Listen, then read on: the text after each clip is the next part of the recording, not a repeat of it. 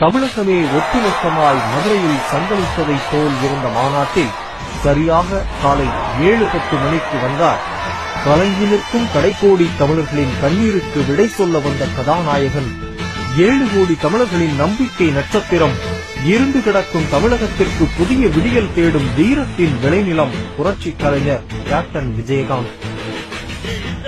தேசிய முற்போக்கு திராவிட கழகம்.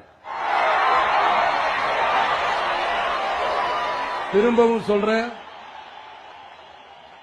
தேசிய முற்போக்கு திராவிட கழகம்.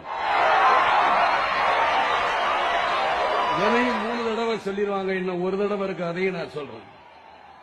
நமது கட்சியின் பெயர் தேசிய முற்போக்கு திராவிட கழகம்.